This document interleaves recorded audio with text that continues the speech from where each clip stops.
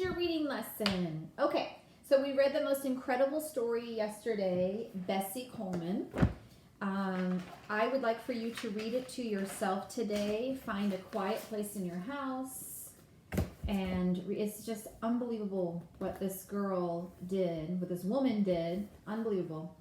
Let's look at our vocabulary words with this story. You have agree, say agree. Challenging, say challenging.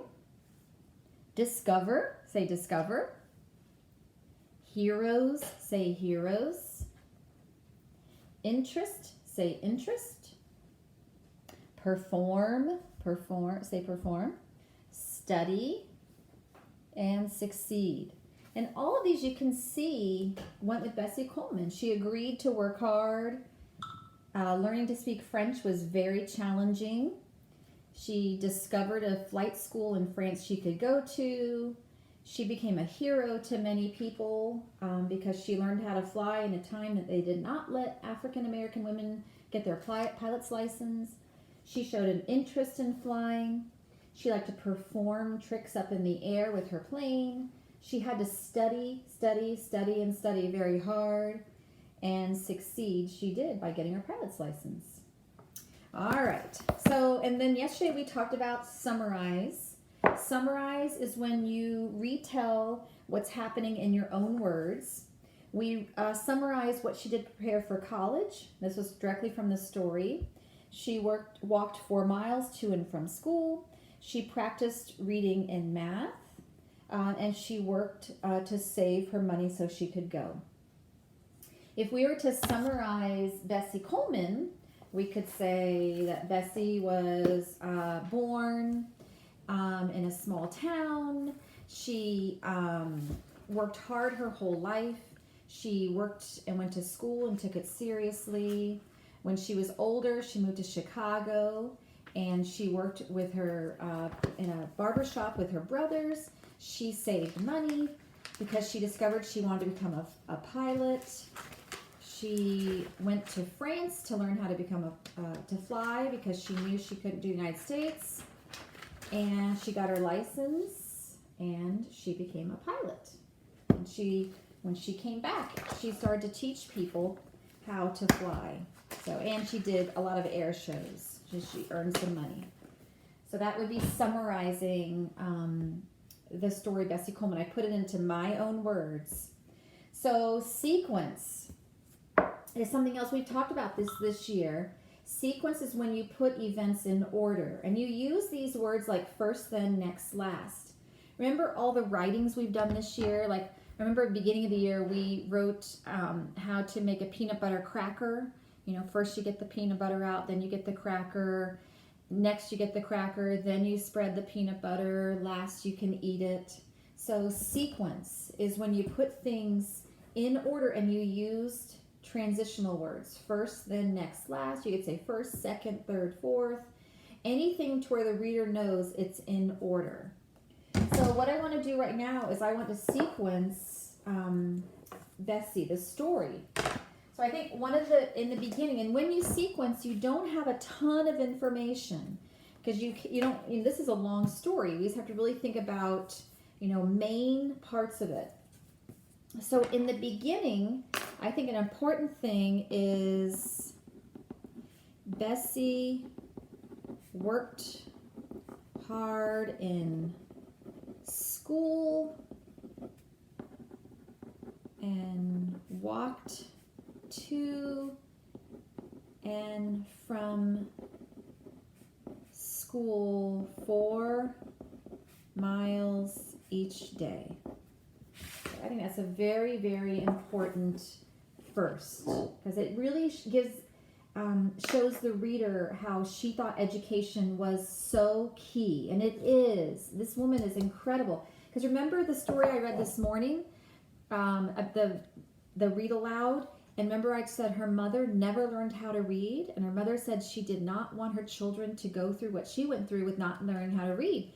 So she made sure that her children all learned how to read.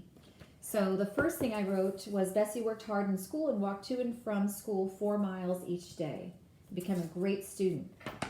Okay, I think the next major point in this story is she moved to Chicago and worked and learned about lady pilots. So she went to Chicago. Her brothers were there. They owned a barber shop. And from when she worked there, they were, sitting around the barber shop, people would talk about these lady pilots. And she was like, oh my gosh, that sounds great. I want to do that. And then, of course, she learned that she couldn't do it in the United States. She couldn't get her pilot's license. So first, she was a great student. Next, she moved to Chicago and learned about lady pilots. Then she earned enough money and went to France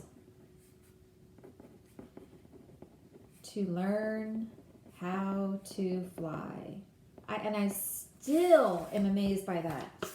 Even now, if Gary said, okay, we're moving to France, I would be so panicked because I don't speak French. I can't communicate with people.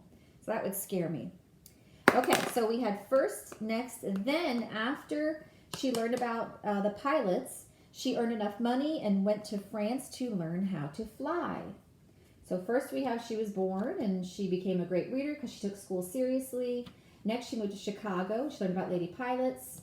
Then she earned enough money to France and learned how to fly.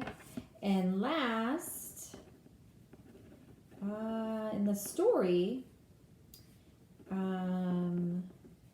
she flew in air shows and brought joy to many.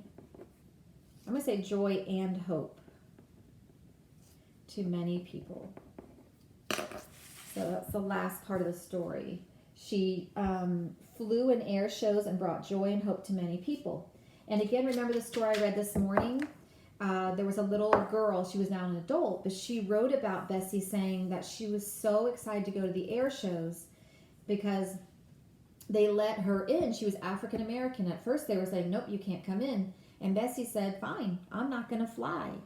And so they let everybody in to watch, and African Americans could come watch too. And so she brought a lot of hope to people. People of all different colors were like, maybe I could do this. Maybe I could do this. Maybe I could do this. So just an inspiration. So sequence is when you put a story or put anything in order and you use transitional words. First, next, then last. You could do first, second, and then we could have actually a long list of things. We just did the main points. Okay, so today in reading, I'm going to put questions about Bessie Coleman. So please reread Bessie Coleman and then answer the questions on Schoology. All right, and that's it for, and synonyms. I want to review synonyms. Synonyms, remember, are two words that mean almost the same thing. So if you have the word brave, you could have courageous. Bessie was brave. Bessie was courageous. Synonyms put the same picture in your head. If I said nice, like Bessie was nice, Bessie was kind. Kind and nice put the same picture in your head. If I said mad, Chapin was mad, Chapin was angry. Those two words put the same picture in your head, and that's what synonyms do. And that's just a quick review. Okay, bye guys.